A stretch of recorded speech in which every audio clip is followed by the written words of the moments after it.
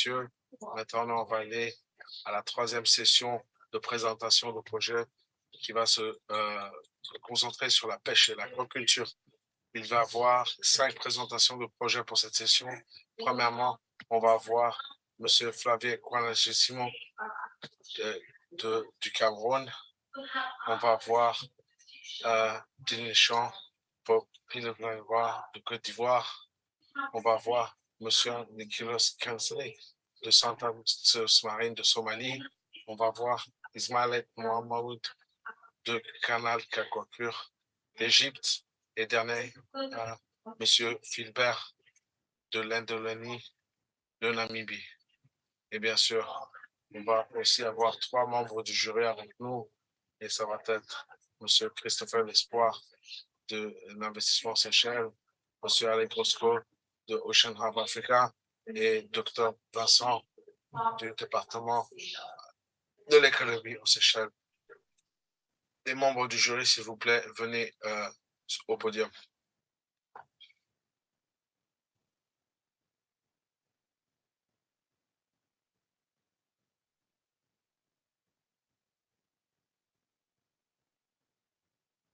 Merci. Alors, nous avons le plaisir de vous présenter le premier pitcher du troisième groupe, M. Flavien Kouachasimo de la société Save Our Agriculture au Cameroun. Cette société a conçu et breveté des unités aquaponiques dans lesquelles elle élève des poissons dont elle utilise leurs excréments comme engrais naturels pour cultiver les légumes biologiques. Merci, Flavien. Vous Merci. avez 4 minutes. Très bien. Excellence, Monsieur le Président de la République des Seychelles, honorables invités en vos rangs et grades, je suis très ravi d'être là. Je m'appelle Flavien Kwacha, je viens du Cameroun et je dirige l'entreprise Save Our Agriculture qui s'illustre depuis à peu près 5 années dans un domaine assez particulier. Disons que je suis ici aujourd'hui pour vous parler de mon histoire. C'est une histoire qui parle d'espoir et de résilience, partie d'un petit village dans l'ouest du Cameroun, notamment un village d'à peu près 20 000 habitants. J'ai constaté très tôt qu'il y avait un réel problème dans notre environnement, le fait qu'il y ait à peu près 70% de production qui viennent des petits villages comme le mien, alors que plus de la moitié des consommateurs sont dans les grandes villes. Et en 2011, lorsque j'ai été ingénieur, je me suis posé la question de savoir comment est-ce qu'on pouvait apporter une solution à ce problème. Définitivement, nous sommes dans un environnement où nous parlons de changement climatique, mais de quoi s'agit-il concrètement? Aujourd'hui, l'agriculture consomme à peu près 80% des 20% d'eau douce présents sur la planète. Ça veut dire qu'on a besoin de produire mieux, on doit utiliser un peu moins d'eau, produire plus de ressources de qualité, parce que l'Organisation mondiale de la santé estime à plus de 500 000 personnes le nombre de personnes qui meurent chaque année pour avoir consommé des aliments contaminés. Mais finalement, il n'y a pas suffisamment d'eau. Donc, ce que nous avons fait aujourd'hui, c'est justement, comme disait Valérie de la Banque mondiale tout à l'heure, de créer un lien entre l'économie bleue et l'économie verte. Nous avons breveté des solutions appelées des kits aquaponiques qui, en fait, sont constitués de 2 systèmes. D'un côté, un élevage de poissons dont on prélève notamment des déjections naturellement, et ces déjections servent d'engrais pour cultiver des légumes biologiques. Quels sont les avantages de ce mode de culture? Premièrement, il permet d'obtenir ces végétaux en utilisant seulement 10% de l'eau qui était consommée par l'agriculture conventionnelle. Nous avons jusqu'à 14 fois plus de récoltes. Donc aujourd'hui, nous pouvons aisément pratiquer de l'agriculture urbaine. Nous avons du poisson de qualité, qui est la deuxième denrée la plus importée dans mon pays, le Cameroun, et également dans d'autres pays sur le continent africain. Mais un élément fondamental, aujourd'hui, la moyenne d'âge des agriculteurs et des éleveurs en Afrique sur la pisciculture est de entre 63 et 65 ans, selon l'Union africaine. Il faut une certaine expérience pour pouvoir produire pour tout le monde. Vu que la population du continent va doubler dans les 20 prochaines années, on a donc besoin d'adopter des modes de culture comme le nôtre. Donc, ce que nous vous proposons aujourd'hui, c'est très simple. Une solution techniquement aboutie, économiquement rentable, parce que les agriculteurs qui pratiquent ce mode de culture aujourd'hui ont une augmentation de revenus d'à peu près 23%. Également une solution socialement utile et qui répond à des enjeux climatiques actuels. En tant qu'entreprise, nous avons évolué sur 5 années et nous sommes partis aujourd'hui jusqu'à une trentaine de collaborateurs, donc 12 à temps plein et 18 à temps partiel. Ce que nous vous proposons concrètement, c'est d'intégrer cette entreprise-là en tant qu'investisseur actif. Parce que nous savons que nous sommes dans un secteur d'activité où il faut être très à jour sur l'actualité, mais également d'apporter une ressource financière à hauteur de 780 000 $ qui sera utilisée d'une manière très précise, notamment sur les équipements, parce qu'il faut premièrement pouvoir accroître la qualité de l'outil de production. Je précise que sur les 2 dernières années, nous avons eu une croissance de plus de 100%. En 2021, nous avons fait un chiffre d'affaires de 178 000 $ et cet argent sera donc utilisé en majorité sur les équipements à peu près 58%, sur la recherche et développement, qui est très importante pour nous parce que nous avons enregistré 2 brevets aujourd'hui à l'Organisation africaine de la propriété intellectuelle et que nous savons qu'il y a encore un potentiel de croissance important, mais également sur le marketing, parce que finalement, c'est quelque chose qui est relativement nouveau et nous avons besoin de convaincre encore plus de personnes. Pour illustrer rapidement, entre 2017 et aujourd'hui, nous avons développé 4 segments: individuel, commercial, industriel et dans l'éducation. Je vous remercie et grandissons ensemble pour faire de cette entreprise un succès continental. Merci. Merci, Flavien. Merci. J'invite les membres du jury à poser la question à Flavien. We can start by Mr. Kronskov. Thank you very much. Brilliant. Merci beaucoup. Excellente, bonne idée. Il faut avoir une question. 5 minutes for Okay. each. Thank you. All right, barriers to Donc, comment est-ce que vous évitez les barrières à l'entrée? Parce que, est-ce que vous pouvez décrire davantage de détails ce dont il s'agit et qu'est-ce que vous essayez d'inviter et répliquer, que les gens répliquent la même technologie? Vous voulez que je le dise en français? Je suis heureux parce qu'on a donc un rendez-vous cet après-midi et on va parler davantage. Mais la vérité, pour bâtir une compagnie durable, ce n'est pas seulement des compétences techniques. Notre mission la plus importante est de bâtir un réseau excellent de producteurs. C'est pour ça qu'on signe avec le gouvernement camerounais sur une formation de 10 000 personnes sur la culture et on va faire participer dans un réseau qui est déjà opérationnel. Et donc, on a les compétences techniques. Même par cela, on a une composante stratégique qui est importante aujourd'hui.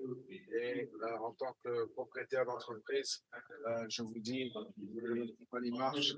Notre produit est viable financièrement, mais il y a aussi une stratégie, un livrable que je peux vous montrer. Merci beaucoup. Merci beaucoup. C'est très bien fait. Vous avez répondu à une partie de ma question, mais si je peux vous demander ce dont vous avez parlé et comment vous allez automatiser les jeunes gens à faire partie de cela, comment en est-il présentement et quelle est la structure de la compagnie que vous avez? Vous parlez de la stratégie de ressources humaines. Très bien. Je vais vous dire, notre compagnie a 4 départements principaux. Le technique, parce qu'il s'agit d'un produit fonctionnel. On a un département de communication et marketing qui travaille avec tous nos partenaires et nos clients et tous les gens qu'on veut faire participer dans le processus. Et au moment où on veut croître et aller dans d'autres marchés et que notre produit, on l'a mis en œuvre au Rwanda, au Sénégal avec des partenaires locaux parce qu'on voulait montrer qu'on peut cibler un marché large en Afrique et c'est avec 5 milliards de dollars. Et donc, à part ces 2 départements, on a aussi un département financier qui travaille sur un département stratégique avec l'engagement des clients. Et merci, Dr. Robinson. Merci, Flavien. Excellente présentation. Vous recherchez un investissement. Quels sont les plans actuels d'aller à l'échelle avec cet investissement? Donc, qu'est-ce que vous voyez là-dessus? Je vais vous montrer comment on est allé dans les 3 dernières années, on a actuellement 4 segments, comme je l'ai dit, en termes de modèle d'affaires, de B, des entreprises aux clients et avoir votre propre légumes et votre poisson. Et on a le B2B, ce sont les hôtels, les restaurants, les compagnies de traitement, de traiteurs. Et donc, ils font pousser les aliments. Et le B de D, de G de l'entreprise, les régions, les maires.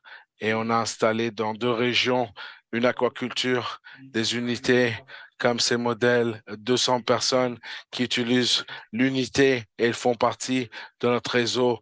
On peut se fournir en produits et ils les livrent à notre client qui ont déjà été identifiés. En 2017, quand on a commencé la compagnie, il y a un produit euh, de 1000 $ américains ou 800 $ américains et pas tout le monde ne peut acheter ce produit, mais on a ciblé cela parce qu'ils ont beaucoup d'espèces et peuvent se permettre d'acheter ce produit.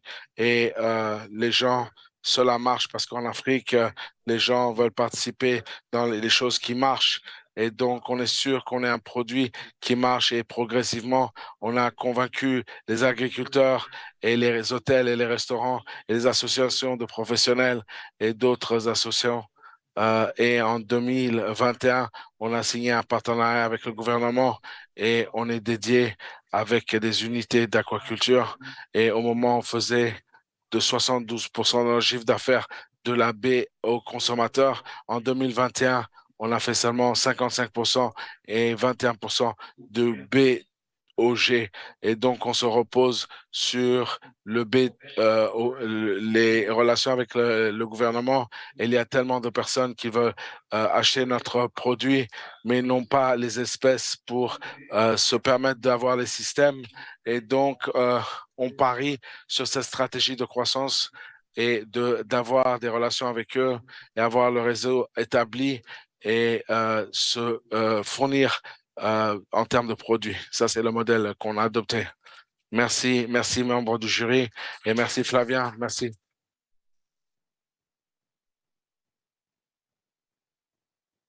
Et donc, c'est aussi un rappel donc, de voter sur Slido et aller sur l'application et voter pour le meilleur présentateur de projet. Et je vais maintenant inviter Fatia pour que... Thank you. Monsieur Simo.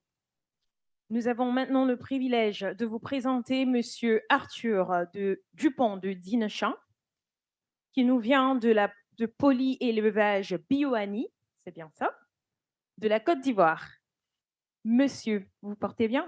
Oui, très bien, merci. Très bien. Votre société produit des protéines d'insectes pour nourrir les animaux et des engrais organiques pour aussi nourrir les plantes.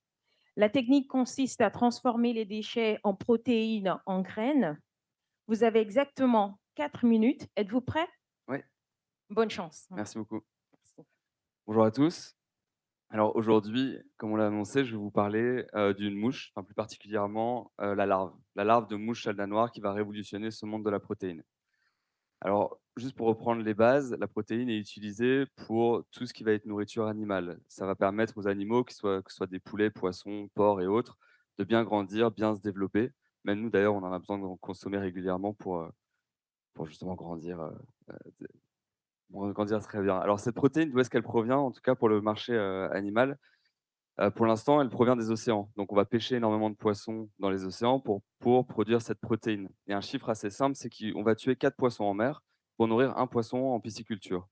Il y a aussi une autre source de protéines qui peut être trouvée pour ces animaux, ça va être tout ce qui va être protéines végétales, donc des protéines de soja qui participent grandement aux déforestations.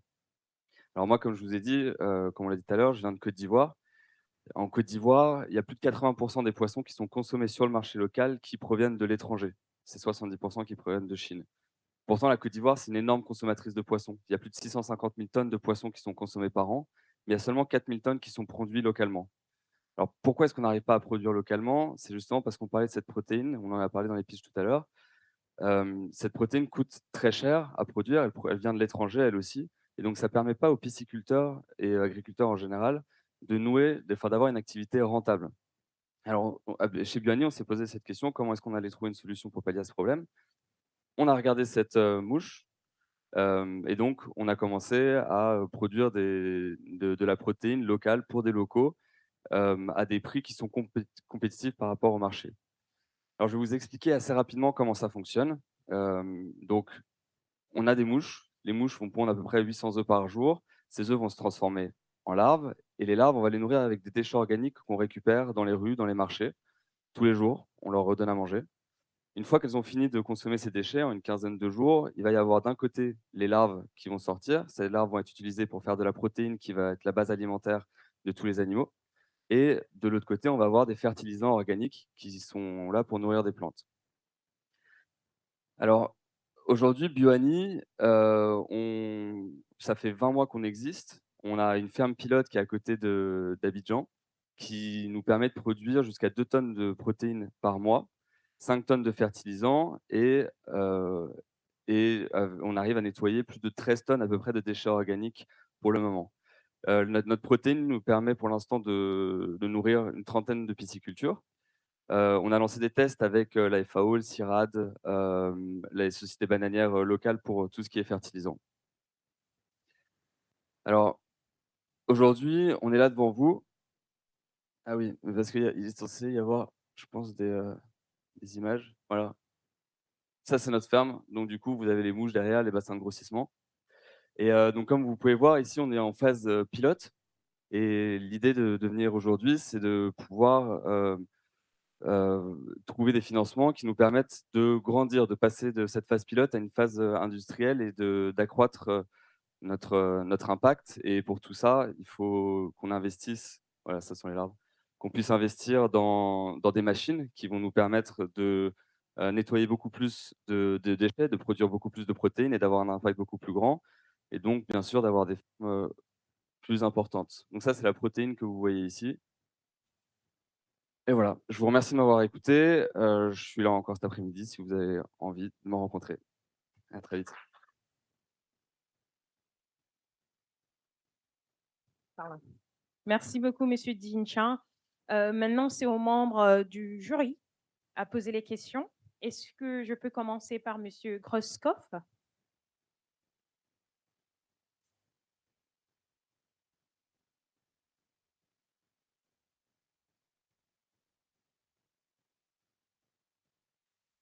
Cool. Thank you very much, Arthur. Very interesting. Très intéressant. Ce que vous faites, vous avez des tests avec la FAO et est-ce que un insecte nourri par des déchets, parce que vous utilisez les déchets, est-ce que ça va peut-être utiliser comme un fish stock pour la consommation humaine de poissons? Est-ce qu'on peut utiliser de viande de déchets pour la consommation humaine? Yes, Donc, on part d'un déchet, les larves se nourrissent de ces déchets-là, mais la larve va transformer le déchet entièrement. Donc, elle va déjà enlever tout ce qui est bactéries à l'intérieur. Elle a un système digestif qui permet d'enlever toutes les petites bactéries et toutes ces choses à l'intérieur. Et pendant le processus de transformation de la larve, on va les bouillir pour justement être sûr que l'animal qui va le manger après va pas être contaminé par une potentielle bactérie qui est à l'intérieur.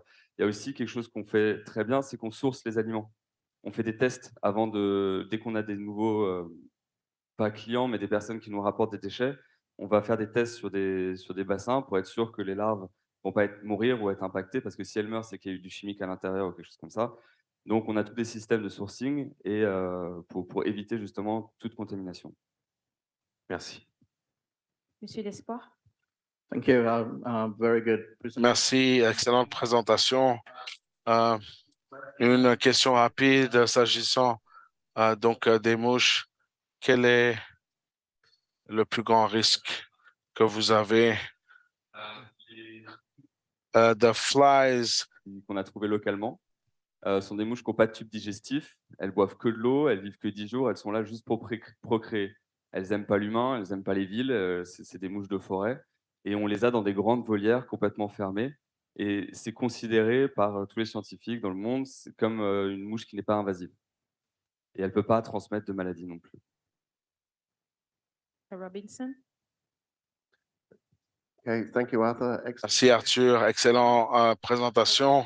comment vous voyez le potentiel de cela de perturber le marché de la chaîne de valeur de l'alimentation pour animal? Excellent. Toute notre idée, c'est de justement casser un peu cette chaîne de nutrition animale.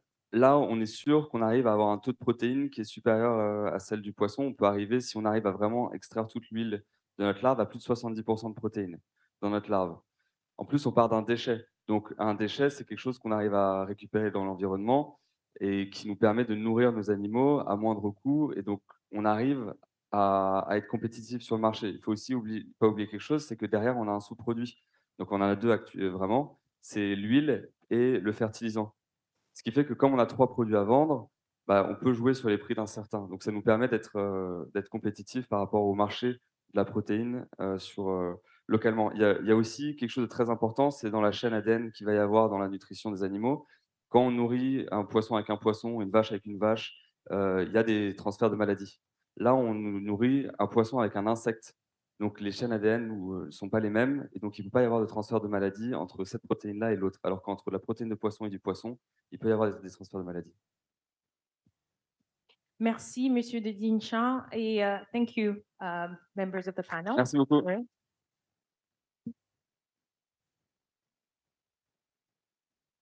Ladies and gentlemen, Mesdames et messieurs, on va présenter Monsieur Nicolas Amani. Il est de la compagnie Sentosa Marine, basée en Somalie.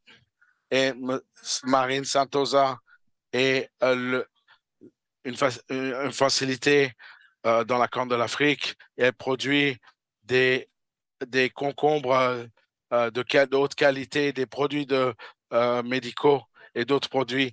Et vous avez la parole, Monsieur Kimani, et vous avez 4 minutes. Mesdames et messieurs,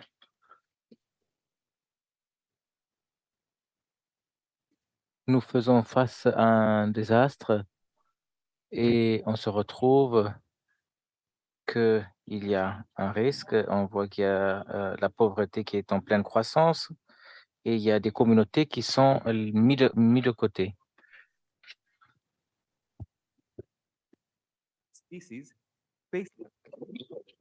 Voyons qu'il y a une destruction et aussi il nous faudra voir pour qu'il y ait une aventure éco-amicale qui met en priorité les femmes et offre des activités professionnelles. Notre objectif principal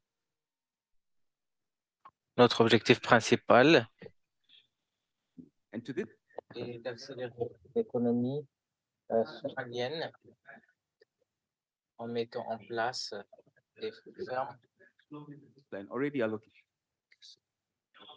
Et nous, seafood markets in China, where we have a 150 metric ton per month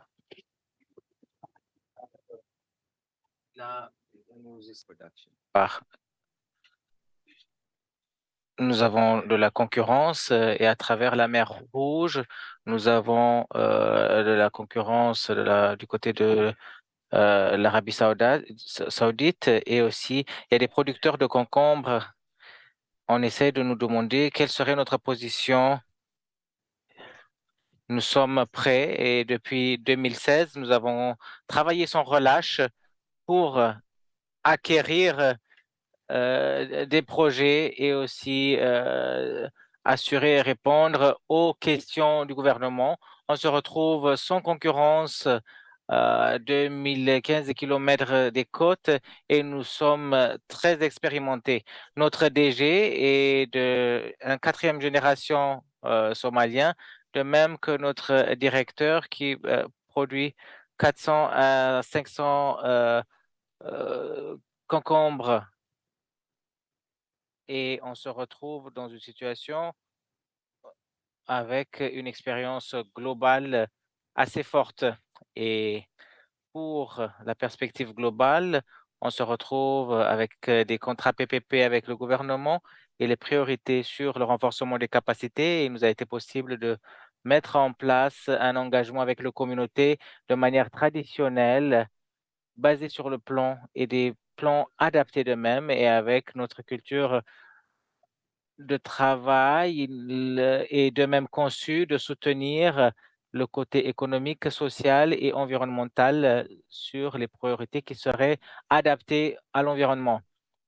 Avec la production, nous essaierons de remettre à la vie sauvage. Et pour conclure, qu'est-ce qu'on cherche? Qui est-ce qu'on cherche en tant que partenaire pour les affiliés non, de non-profit? On est en manque de perspectives pour aller vers l'avant avec succès. Il nous a été possible de nous engager en ces 2 dernières années et il a été clair qu'il nous faudra forger des alliances et des partenariats avec l'international qui viserait loin avec les autres parties preneurs. Nous essayons de même de chercher des partenaires qui seraient prêts à investir dans nos facilités et ce qui permettrait à faire bien commencer et accroître la production. Merci bien, Monsieur Kimani. Maintenant, je vais inviter les membres du jury pour poser des questions.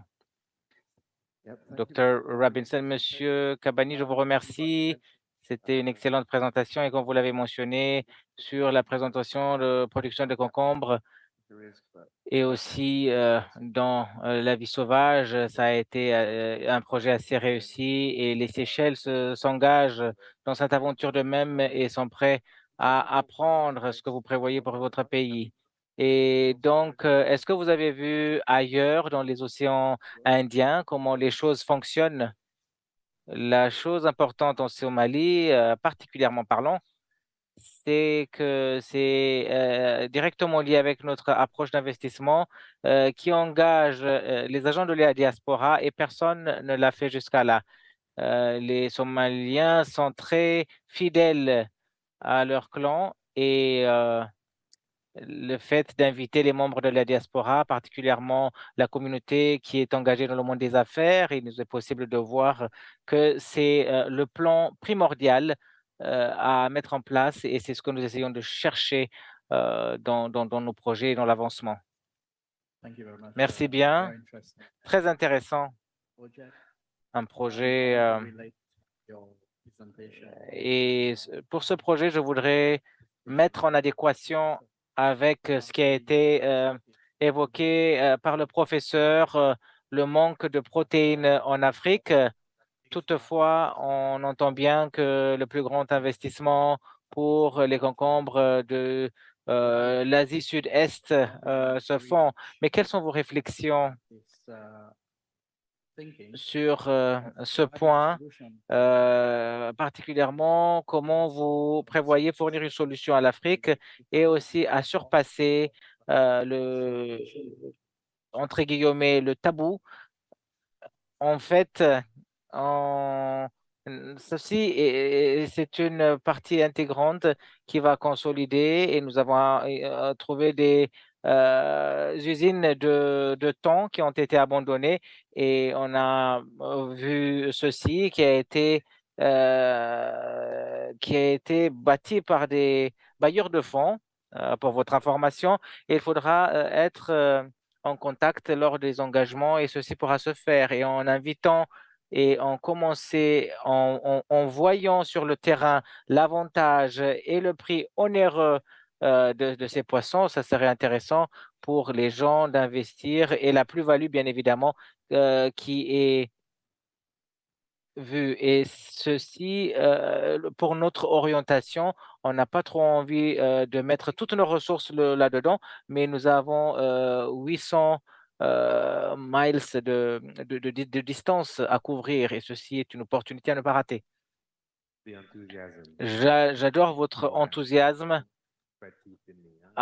Il faudra donc il faudra faire attention à ne pas mélanger.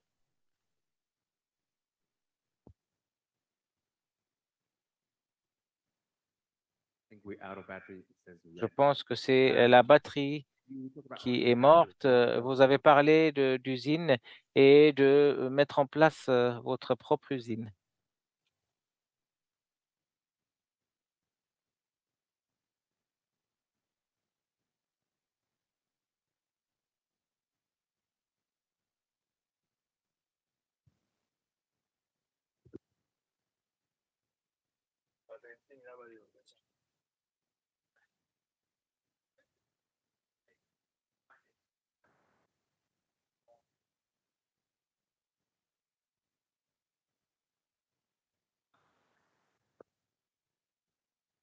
Donc, en termes, nous avons les meilleurs et c'est un parcours avec une expérience globale et nous essayons de profiter de ces réseaux et de ces compétences et la localisation physique est dans un lieu assez productif sur des frontières qui sont avec, avec Djibouti. Le gouvernement est très enthousiaste.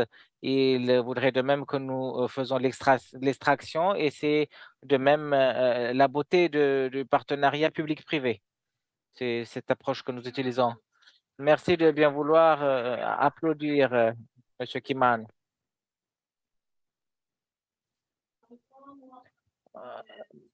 Donc, Monsieur Islam Mahmoud Al-Kanawi va nous rejoindre de Aqua Canal Cube, basé en Égypte. Sa compagnie travaille dans la conservation de l'eau et aussi essaie de rajouter des additifs qui permettraient sans l'utilisation d'antibiotiques dans l'aquaculture. Vous avez 4 minutes. Bonne chance. Bonjour, je suis Islam. Je suis gérant de Canal Aquacure qui est spécialisé dans l'aquaculture.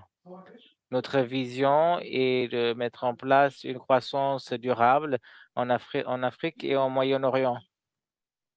Et on peut poser une question, pourquoi est-ce qu'il nous faudra investir dans l'aquaculture? Parce que c'est quelque chose qui serait intéressant, qui est en pleine croissance. Ceci est un bon indicateur. En deuxième, aquaculture durable pour cerner les lacunes dans le cas de nutriments avec les points et les projets animaliers. Maintenant, je vais poser une deuxième question. Quelles sont les difficultés et les défis liés à l'aquaculture? La qualité de l'eau, la disponibilité de l'eau, les décès de poissons en mer. Pour résoudre les problèmes liés à l'aquaculture, il faudra mettre en place des projets qui permettent à augmenter la qualité de l'eau, permettant ainsi la conservation et fournir des additifs pour que ça soit un stimulant naturel et améliorer l'immunité des poissons, avoir un environnement sain sans l'utilisation d'antibiotiques. Aquacure, cette compagnie égyptienne a été lancée en 2020. Nous avons une marque bien connue en Égypte. On n'a pas eu notre usine. On sous-traite les producteurs et on a un accord exclusif avec eux. Et ceci pour pour rassembler un fonds, nous permettons ainsi à avoir notre usine privée, à avoir notre centre et pour développer nos produits et avoir notre part du marché en Égypte. On prévoit de même pénétrer le marché africain et du Moyen-Orient.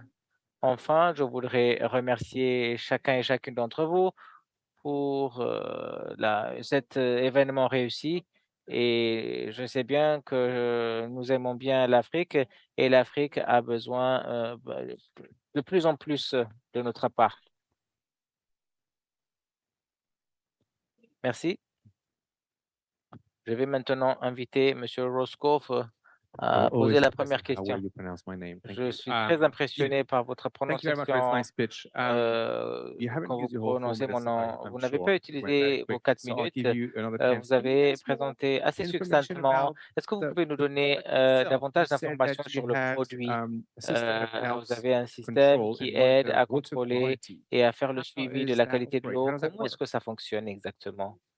Nous avons des projets avec Probiotics et l'extrait de Yoka qui a l'extrait de ammonia et ça permet à l'eau à avoir à nettoyer l'eau et à améliorer la santé du poisson. So increasing immunity of the Et fish. donc l'immunité du poisson.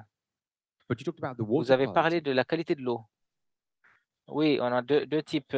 Le premier type de probiotique fonctionne et permet à avoir l'ammonie dans l'eau et nous avons l'extrait naturel qui permet à avoir le Taking a bit stress. more time, can you tell us Donc, what est-ce que vous ammonia pouvez bien is nous doing expliquer to ce the water que quality? veut dire ammonia pour l'eau? Ammonia est toxique pour les poissons. You're reducing, you're Donc, precipitating vous êtes the en ammonia train, that's in the water. vous êtes en train de diminuer la précipitation dans l'eau. C'est bien ça? Thank you. Oui, c'est bien ça. Améliorant ainsi la santé du poisson et des crevettes. Donc, l'ammonie va changer la donne sur la santé. Thank you. Merci. Thanks for the Merci pour presentation. votre Your présentation. additives, are they Vos additifs, chemical-based est-ce qu'ils or are sont they chimiques naturally based? ou sont naturels? Comme je l'ai précisé, on n'a pas notre usine et on sous-traite ceci. Quelques des matières premières sont importées. On n'a pas les compétences non plus de les extraire et nous essaierons de les extraire en Égypte prochainement. Okay.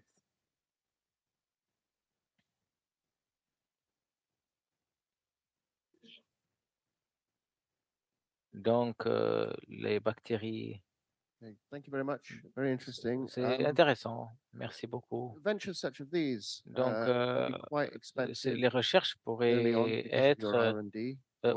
onéreux d'après les activités de You know, recherche et de depending on développement. when you first went to market with these Et quand products, vous avez introduit how are you being competitive ces in the market produits, while absorbing those comment R&D vous a costs? été-il And possible how far d'être away do you compétent think you are from en breakeven? assumant les coûts de recherche et de développement? L'Égypte est un marché en pleine croissance. Nous avons 5 millions de tonnes de poissons produits. C'est un marché assez grand avec le Nigeria et l'Ouganda aussi qui sont en train d'intégrer le marché. Et si nous essayons d'avoir notre centre de recherche et de développement, il nous sera possible de développer, de pénétrer les nouveaux marchés et aussi d'avoir un retour sur capital en 4-5 ans. Merci bien. Merci, Monsieur Kanaoui. Avant de demander ma collègue Massaona, je voudrais préciser que notre plateforme Slido a augmenté en nombre de participants. On était à 5 000 et quelques. Là, nous sommes à 6 280 et 5 480 pôles qui ont voté sur Slido. Merci de continuer à voter et profiter de l'événement. Vous allez maintenant nous dire le prochain présentateur de projet. Merci Fatim. Notre prochain présentateur est Wilbert Kanoche de la compagnie Luneloni de la Namibie. Sa compagnie Lunduleni Food vend des produits avec qui contribuent à l'économie.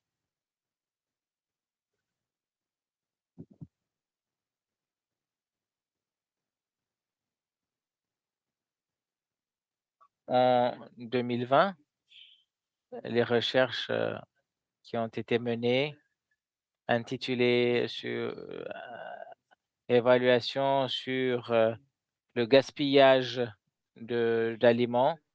On s'est rendu compte qu'il y a 71 000 tonnes de la part de la Namibie. Ceci est une crise alimentaire et surtout quand ceci est balancé dans les océans, créant et affectant ainsi la santé des poissons. On essaye de convertir le gaspillage en poissons vers des fertilisants et des engrais et aussi d'extraire de l'huile. Pourquoi est-ce que ceci est une bonne idée? Parce que ça résout le problème de gaspillage et aussi récemment, il nous a été possible de voir avec la crise ukrainienne, russo-ukrainienne, le prix des engrais a explosé. Et ceci est une option à coût raisonnable qui permettrait à fournir des engrais. Il n'y a pas de manque et de pénurie de matières premières. On se retrouve avec beaucoup de gaspillage. En deuxième, nous serons les premiers et nous aurons l'avantage en étant les premiers à lancer ce programme et notamment pour l'huile de poisson dans le marché asiatique, de même que les autres, où cette huile est utilisée pour des besoins pharmaceutiques. On aimerait protéger l'océan pour une durabilité meilleure et pour faire ceci, il nous faudra avoir des solutions innovantes pour nos océans. Où est-ce que je suis là?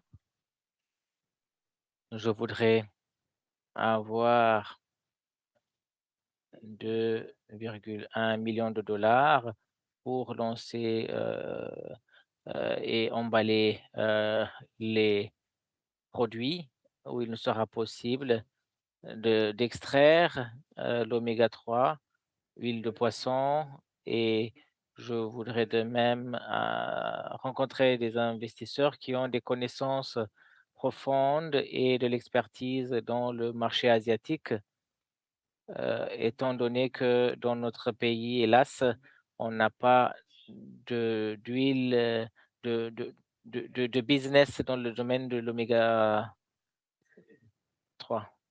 Et hier, en faisant un peu de réseautage, je me suis rendu compte que les Seychelles ont le même problème. Le thon étant le principal poisson exporté, je voudrais informer quelques entrepreneurs que le thon a beaucoup d'huile, ce qui serait lucratif pour vos activités commerciales. Merci bien. Merci Bloomberg. Maintenant, nous allons inviter les membres pour leurs questions. Yes, thank you very much. Merci bien, très intéressant. And I think I just again Je respond to one of pense your que comments at the end there. I think with c'est the intéressant et particular que ça répond. Nous avons de business l'huile de sector poisson does have quite a bit of et experience les with Seychelles extracting ont oil from tuna. un peu It's pas mal operated d'expérience, je dirais there même, de more than 10 l'extraction years now. d'huile And as you say, des the thons en plus tuna de 10 oil ans from the head of the et tuna is very de la good tête quality. et qui est de Key très thing to bonne make that qualité. business Et pour faire sustainable, though, ceci, il faudra was avoir the volumes. And that des fish oil volumes business is importants contained et within le commerce the Indian du Ocean tuna poisson canning factory. venant It's now a business de that is l'océan actually being Indien. transferred to C'est the owners of that canning des factory. entreprises qui sont And they have huge transférées volumes et at ils their ont disposal because they're right beaucoup de inside volume what is the second largest de canning factory on Earth. ce point. And Et so on se they retrouve have avec easy access une taille assez large qui travaille dans ce domaine. Et pour votre business, je voudrais savoir quels seraient les volumes qui seraient disponibles pour vous en Namibie et combien de ces espèces pourraient être exploitées pour leur huile. D'après les recherches qui ont été conduites, c'est compris dans l'article que j'ai distribué 61 000 tonnes. Donc, ceci, c'est juste les tonnes documentées, mais il y a aussi ce qui est jeté, jeté dans les océans. Donc, 71 000 tonnes, c'est pas seulement le thon, mais nous avons les autres espèces de poissons et il y a une variété de poissons qui est gaspillée. À peu près 11% des compagnies qui qui ont été impliquées dans la recherche. J'estimerais que ça serait à peu près 100 000 tonnes de gaspillage, si pas plus. Thank you very Allez-y, much. s'il vous plaît. Again, Encore une fois, it was a very interesting c'était très presentation, intéressant. but one with a byproduct, like you're speaking about the oil, Donc, omega-3 pour especially. l'huile bio et l'oméga, particulièrement, qui serait China. exporté And one of vers la your asks Chine. is to Il have y a une investors question, or collaborators who vous are avez willing posé une to question s'il y aurait des share or collaborateurs collaborate qui to seraient prêts penetrate that à market. travailler What is your pour strategy? Because I'm sure pénétrer you ce know, marché. Quelles sont vos with stratégies? your need Je and suis your sûr que vous pain, savez, avec vos besoins et it's vos cutthroat. They difficultés, will come and they c'est will sûr get qu'ils it. vont venir What is et your ils vont strategy prendre to leur penetrate part du marché. Southeast Asian Quelle market, est votre but stratégie pour securing your pénétrer le business and making marché sure that you have de a good deal? l'Asie sud-est?